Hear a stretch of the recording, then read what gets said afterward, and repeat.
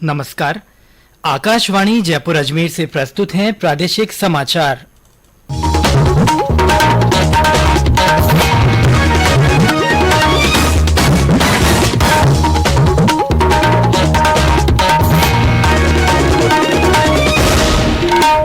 मुख्य समाचार।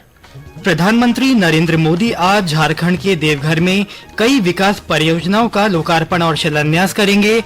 बाबा बैद्यनाथ धाम के लिए श्रद्धालुओं को मिलेगी सीधी हवाई सेवा। सिरोही जिले के माउंट आबू में प्रदेश भाजपा के प्रशिक्षण शिविर में आज पार्टी के राष्ट्रीय अध्यक्ष जेपी नड्डा संवाद करेंगे। रीट परीक्षा में भाग लेने के लिए परीक्षार्थियों को 6 दिन तक निशुल्क परिवहन सुविधा मिलेगी। और प्रदेश के पश्चिमी जिलों में मानसून की व्यापक बारिश, बाड़मेर में मूसलाधार से निचले इलाकों में भरा पानी। मौसम विभाग ने आज कई जिलों में बारिश की जताई संभावना। समाचारों के साथ मैं सिद्धार्थ जैन और समाचार विस्तार से। प्रधानमंत्री नरेंद्र मोदी आज झारखंड के देवघर में 16,000 करोड़ रुपए से अधिक की विभिन्न विकास परियोजनाओं का लोकार्पण और शिलान्यास करेंगे। ये परियोजनाएं बुनियादी ढांचे के विकास को बढ़ावा देने, संपर्क बढ़ाने और क्षेत्र में जनजीवन को सुगम बनाने और क्षेत्र में सामाजिक आर्थिक समृद्धि में मददगार साबित होंगी। प्रधानमंत्री देश भर के श्रद्धालुओं को बाबा बैद्यनाथ धाम पहुंचने की सुविधा के लिए देवघर हवाई अड्डे का भी उद्घाटन करेंगे। इसका निर्माण करीब 400 करोड़ रुपए की लागत से किया गया है। श्री मोदी 12 ज्योतिर्लिंगों में से एक बाबा बैद्यनाथ मंदिर में पूजा अर्चना भी करेंगे। प्रधानमंत्री का शाम को पटना में बिहार विधानसभा के शताब्दी समारोह के समापन समारोह को संबोधित करने का कार्यक्रम भी है। श्री मोदी शताब्दी स्मृति स्तंभ का उद्घाटन करेंगे। इसे बिहार विधानसभा के 100 वर्ष पूरे होने के उपलक्ष्य में बनाया गया है। रक्षा मंत्री राजनाथ सिंह ने नई दिल्ली में रक्षा मामलों की संसदीय सलाहकार समिति की बैठक की अध्यक्षता की और सदस्यों को अग्निपथ योजना के तमाम पहलुओं के बारे में जानकारी दी। बैठक में भाजपा, कांग्रेस, तृणमूल कांग्रेस और राष्ट्रवादी कांग्रेस पार्टी समेत तमाम राजनीतिक दलों के सांसदों ने भाग लिया। अग्निपथ योजना सशस्त्र बलों में युवाओं की भर्ती के लिए शुरू की गई है और इस योजना के तहत भर्ती युवाओं को अग्निवीर कहा जाएगा।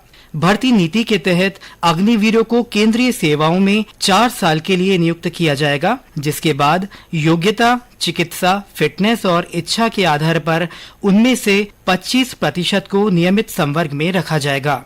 सिरोही जिले के माउंट आबू में चल रहे भाजपा के प्रदेश स्तरीय प्रशिक्षण शिविर में आज पार्टी के राष्ट्रीय अध्यक्ष जेपी नड्डा भाग लेंगे। 3 दिवसीय प्रशिक्षण शिविर में अंतिम दिन कई सत्रों में विभिन्न मुद्दों पर चर्चा की जाएगी। इससे पहले कल के 7 सत्रों में राष्ट्रीय स्तर के पदाधिकारियों ने प्रशिक्षण दिया। सत्र में पार्टी के राष्ट्रीय प्रवक्ता और जयपुर ग्रामीण सांसद कर्नल राज्यवर्धन सिंह राठौड़ ने अपने संबोधन में कहा कि कुछ मोबाइल ऐप और वेबसाइटों पर प्रतिबंध लगने से देश की सकारात्मक खबरें अब अंतर्राष्ट्रीय स्तर पर पहुंचने लगी हैं। कर्नल राज्यवर्धन ने कहा कि समय के साथ संचार के साधन भी बदले हैं, जिससे संचार के क्षेत्र में क्रांति आई है।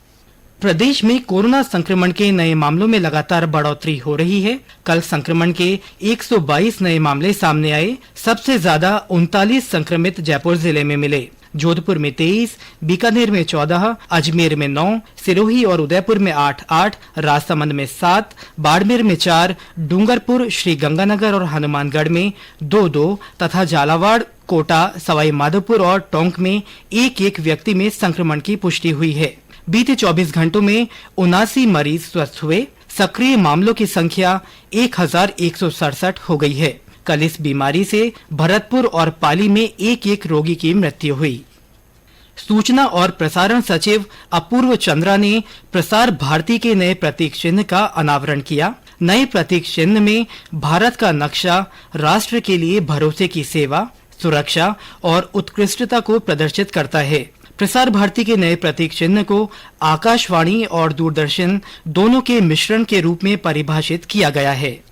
ये समाचार आकाशवाणी जयपुर अजमेर से प्रसारित किए जा रहे हैं।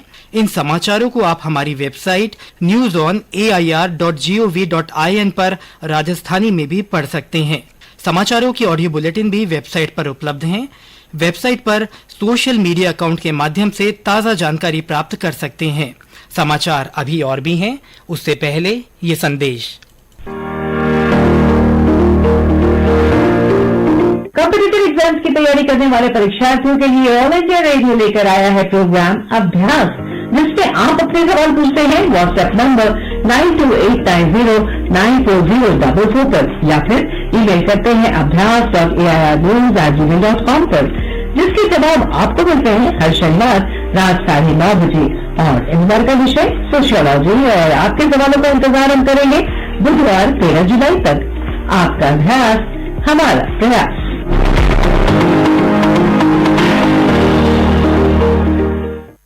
समाचारों में आपका फिर से स्वागत है।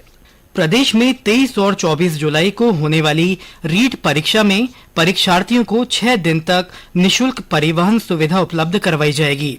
मुख्य सचिव उषा शर्मा की अध्यक्षता में परीक्षा को लेकर आयोजित बैठक में ये निर्णय लिया गया। अभ्यर्थियों को परीक्षा तारीख से 2 दिन पहले और 2 दिन बाद तक रेलवे और रोडवेज बसों के साथ निजी यात्री वाहनों में भी ये सुविधा मिलेगी। नकल और फर्जीवाड़े को रोकने के लिए परीक्षा केंद्रों पर लगे कर्मचारियों के पहचान पत्र अतिरिक्त जिला कलेक्टरों द्वारा ही जारी किए जाएंगे। मुख्य सचिव ने रेलवे अधिकारियों को परिवहन की पुख्ता व्यवस्था के निर्देश देते हुए कहा कि हरियाणा, उत्तर प्रदेश, मध्य प्रदेश, दिल्ली और पंजाब सहित अन्य राज्यों से आने वाले परीक्षार्थियों के लिए भी आवश्यक व्यवस्था उपलब्ध करवाई जाए। कोटा के उद्यमियों के संगठन स्मॉल स्केल इंडस्ट्रीज एसोसिएशन की ओर से आजादी का अमृत महोत्सव के तहत संसद भवन परिसर में कार्यक्रम आयोजित किया गया। लोकसभा अध्यक्ष ओम बिरला ने पौधारोपण संकल्प अभियान के साथ कार्यक्रम की शुरुआत की। अभियान के तहत कोटा बूंदी संसदीय क्षेत्र में 75,000 पौधे लगाने का संकल्प लिया गया। श्री बिरला ने स्थानीय उद्यमियों को कोटा हवाई अड्डे के विकास कार्य को जल्द शुरू किए जाने का आश्वासन दिया।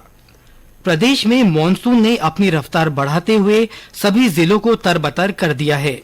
अब तक मॉनसूनी बारिश से अछूते रहे पश्चिमी जिलों में भी पिछले 24 घंटों के दौरान कई जगहों पर मूसलाधार बारिश के समाचार हैं। जोधपुर के ओंसिया में कल हुई तेज बारिश से कस्बे में घुटनों तक पानी भर गया। जालौर जिले के रानीवाड़ा और जसवंतपुरा में देर शाम शुरू हुआ बारिश का दौर अभी जारी है। इस बारिश से जलाशयों में पानी की आवक बढ़ गई है। सरहदी जिले बाड़मेर में मूसलाधार बारिश से निचले इलाके जलमग्न हो गए। और ब्यौरा हमारे संवाददाता से। बाड़मेर में कल देर शाम मूसलाधार बारिश हुई। जिला मुख्यालय समेत जिले के ज्यादातर इलाकों में तेज बरसात के चलते निचले इलाकों में जल भराव की स्थिति पैदा हो गई। जिले में बादलों की गर्जना के साथ रुक रुक कर बरसात का सिलसिला देर रात तक जारी रहा। अच्छी बारिश होने से लोगों को तेज गर्मी एवं उमस से राहत मिली। दूसरी ओर इस बरसात को लेकर जिले के किसानों में खुशी की लहर है। वे इसे खरीफ की फसल के लिए वरदान मान रही है। जसवंत सिंह डूडी, आकाशवाणी समाचार, बाड़मेर। धौलपुर और आसपास के क्षेत्रों में हुई अच्छी बारिश से पार्वती नदी में पानी का बहाव बढ़ गया है। इससे सेंपोंग बाड़ी मार्ग अवरुद्ध हो गया। टोंक में हुई व्यापक बारिश से बनास नदी में पानी की आवक बढ़ गई, जिससे बीसलपुर बांध के जलस्तर में बढ़ोतरी हो रही है।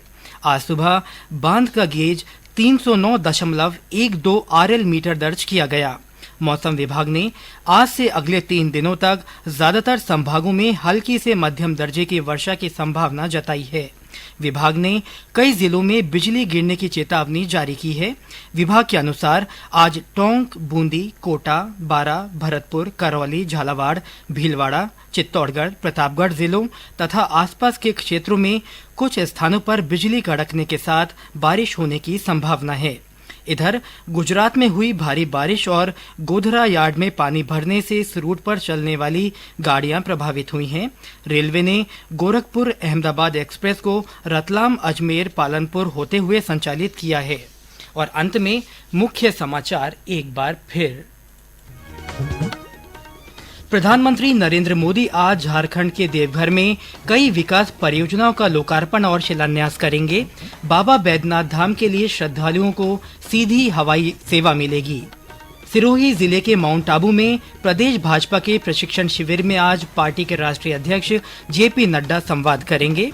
रीट परीक्षा में भाग लेने के लिए परीक्षार्थियों को 6 दिन तक निशुल्क परिवहन सुविधा मिलेगी। और प्रदेश के पश्चिमी जिलों में मानसून की व्यापक बारिश हुई।